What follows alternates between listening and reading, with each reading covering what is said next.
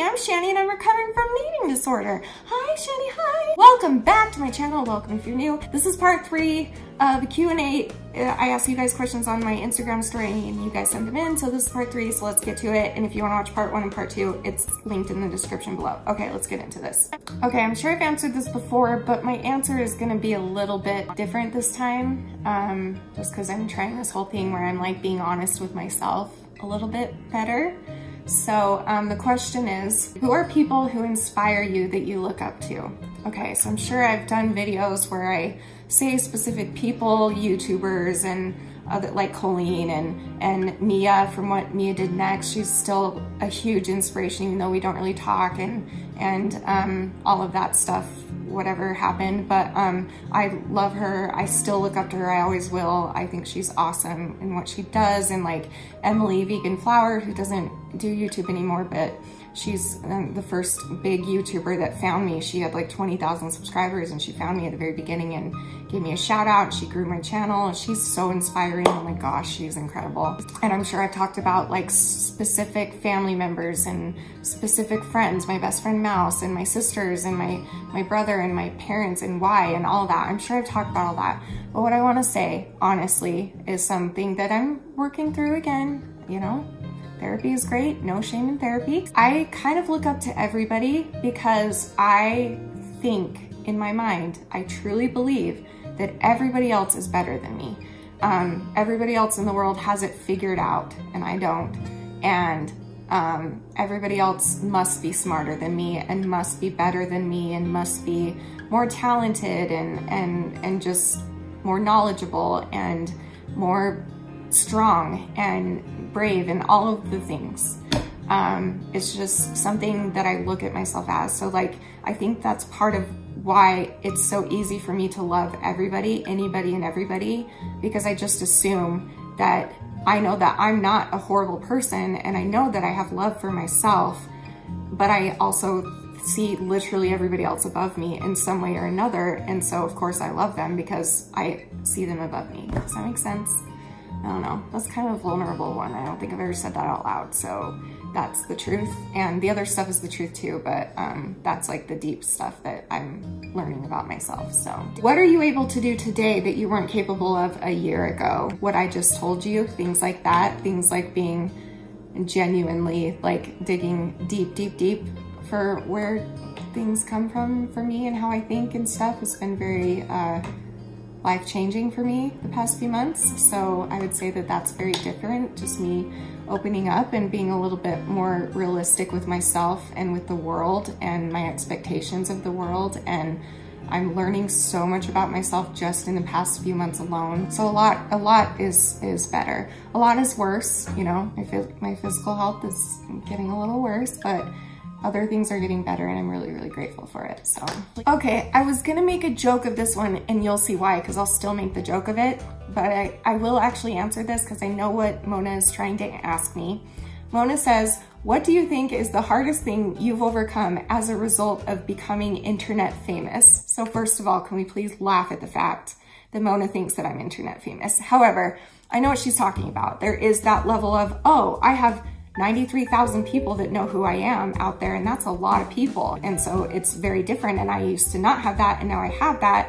And so of course, I know that's what she's asking, but like, I don't think I'm internet famous, but I get what she's asking. I would say the biggest thing, honestly, that's hard and still hard for me, but I'm trying, this is something that I'm working my hardest on to overcome and to not let get to me as much, is just simply those who just don't know me but misjudge me. And before I did YouTube, every single person in my life knew me and loved me because they knew me and they loved me. But on YouTube, you face such harsh criticism and people make assumptions of you based on the 15 minutes a day that they see you or however much time it is, and they judge you and they are not shy about that. And some people once in a while say really cruel, hurtful things. A lot of people misinterpret things that I say, and that's so frustrating because I would never mean to hurt somebody, but sometimes if people misinterpret it, then they're feeling hurt, then I feel horrible. I'm an empath and I'm a people pleaser, so that's been really hard. But I will say that I did a video pretty recently talking about how I need to like not put so much value anymore, in a bad way, I guess, of what other people think of me.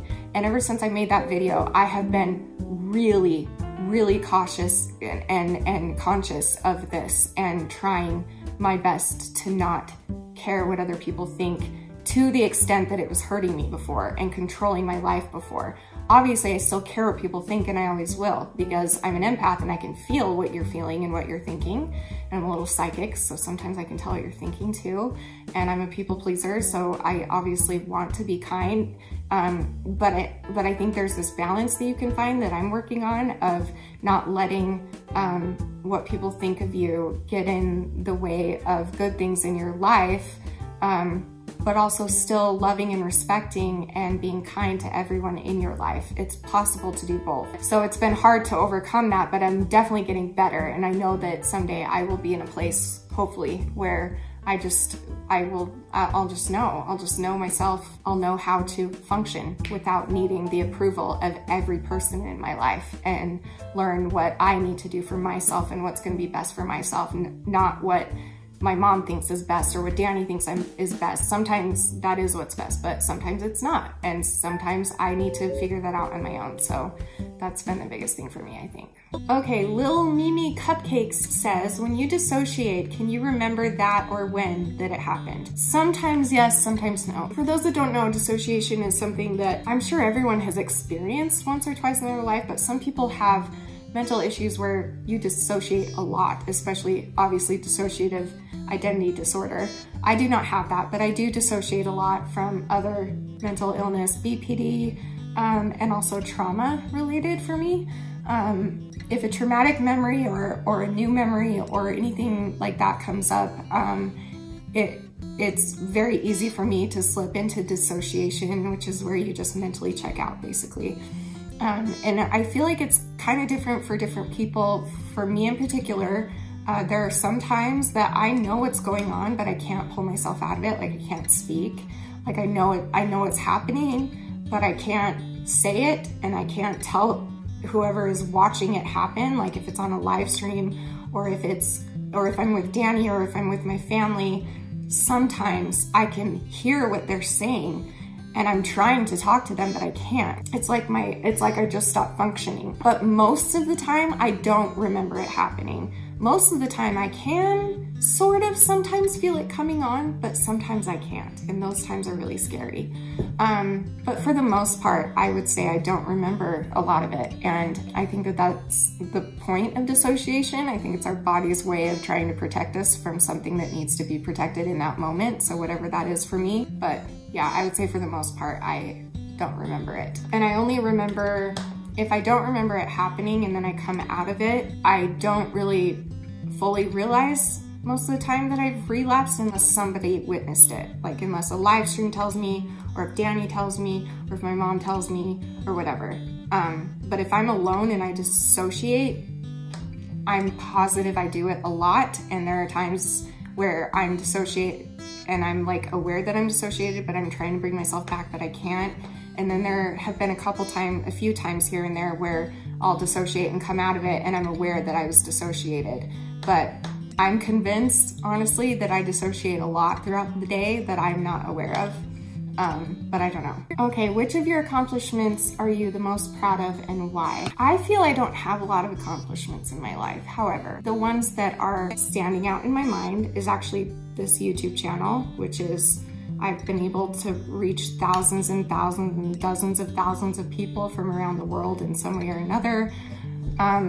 It makes me, obviously I always wanted to be a mom, and so anytime I get a comment from someone saying like, you're like a mom to me, or I don't have good parents and you make me feel loved and taken care of, or just people generally saying you understand what I'm going through and you're not afraid to talk about the hard stuff and I feel less alone when I watch you and all that stuff, like that's a big deal for me, and it just makes me happy to know that I'm reaching people in a good way, any positive way. So whatever that is, if if I'm reaching you in any sort of positive way, that's probably the thing I'm the most proud of. But I guess I'm also just proud of, besides like the most important things in my life, which is my husband, my family, God, everything, I'm just proud that I'm here, and I'm proud that I fight and I never give up completely. Okay, Melissa said, your thoughts on Euphoria and the season finale. Okay, I wasn't gonna watch Euphoria, but so many of my friends, Melissa especially, and a couple of others of you, Ashley, who else? You know who you are, convinced me to watch it. They're like, you will like it because you love really like being real and just like saying what's on your mind, and I'm a very morbidly curious people. It doesn't bother me to see hard things, I guess, detailed hard things, and that show is very raw. That show is very real and very raw, and it feels real. Like, it feels like you're in it and it's a real life, because the actors and the script and the writing, everything is just so good and so brilliant. Like, those actors are incredible. Zendaya, she deserves an Oscar. Do they give Oscars for TV shows? An Emmy? I think she already got an Emmy for season 1. She definitely deserves it for season 2, episode 5. And those that have watched it, you know what I'm talking about. She deserves all of the awards for that episode. Holy smokes. Anyway, long story short, I adore Euphoria. Obviously, it's full of stuff that isn't, you know, what I was raised to watch or be interested in. But again, that kind of stuff doesn't bother me. It doesn't bother me to watch a bunch of like curse words and drugs and sex and all that stuff. It's just never bothered me. But I love it. I love the story. I think it's brilliant. I can relate to some of it here and there, which is awesome. It gives me also a window into how teenagers are these days, because it's a lot different than it was for me when I was in high school. But I know that a lot of other high schools, even when I was in high school, might have been like that, but mine wasn't like that, but a lot are. And especially these days, that's from what I've heard from so many of you, it's pretty accurate to how high school is these days. So it's kind of cool to learn that too, considering my target audience is that age, because I want to stop them before they get too much into this eating disorder world crap. So it's really, I don't know, I really loved it. And the season finale, I already said this on TikTok, I think, but holy smokes, I'm speechless. I don't know, I don't want to give anything away, but I will tell you, I watched it while I was taking a dump on the toilet, and I was sobbing. I just remember stopping at one point after I was sobbing and being like, you are sitting on the toilet taking a dump right now and you're sobbing watching a show on your iPad. So it was good. It was so good. I felt like I was like in it. I'm not gonna tell you which scene, because again, I don't want to spoil, but there was one scene that I just was sobbing, and then I was clapping at one point and being like, yes, like justice. And I don't know, it was great. It was good. It was amazing. I don't want to give away too much for those that haven't seen it. So Mom, do not watch that show, or other family members that are sensitive to cursing, drugs, sex. Don't watch that show. And don't judge me for watching it. They won't. They love me. I love you. Okay. Okay, Pytrophane, I think, says, Pytrophenally, you know who you are. What are your favorite methods to ground yourself? I'm sure I've talked about this before, but my ultimate favorite is the 5, 4, 3, 2, 1 method, which is where, and Danny does this with me a lot. Friends will do this with me on live streams if you know it, and I do it a lot for other people in the community as well. And it's where it's the 5, 4, 3, 2, 1. So you ask the person, whoever needs to be grounded, or yourself, to take a deep breath first and really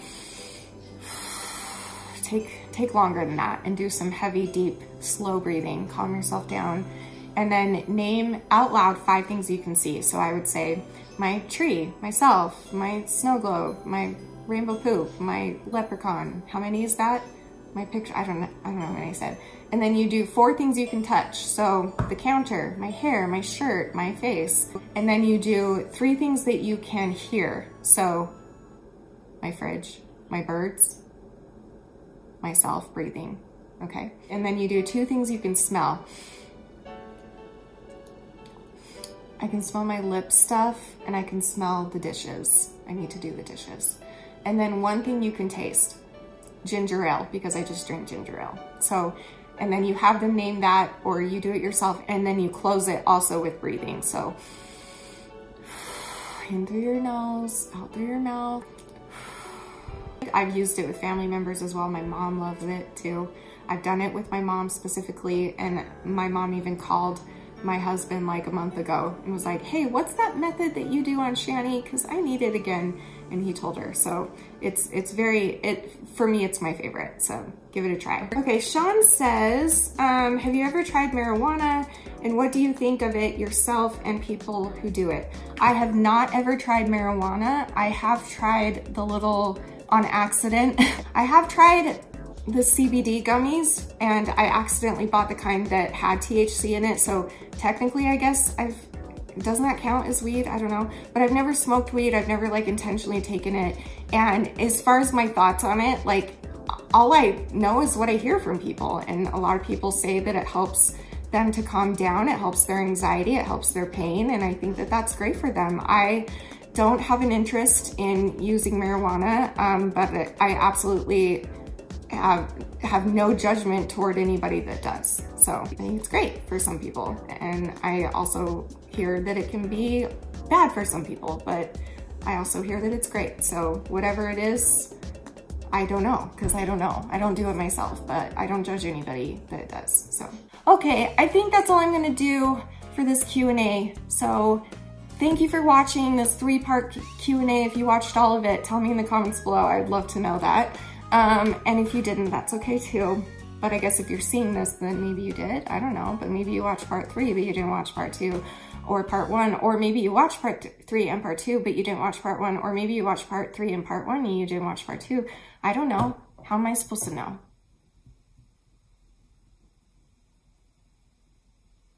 Subscribe. I love you guys so much. I'll see you really soon for another video. And remember forever and always that you are worth it. Wait, you are beautiful. Did I just forget my own slogan? I've been filming for 4 hours, so I'm tired. I've been decorating and filming for 4 hours, so my body doesn't do well. Anyway, you are beautiful, you are worth it, and I am too. Thank you for watching, bye. I love you guys.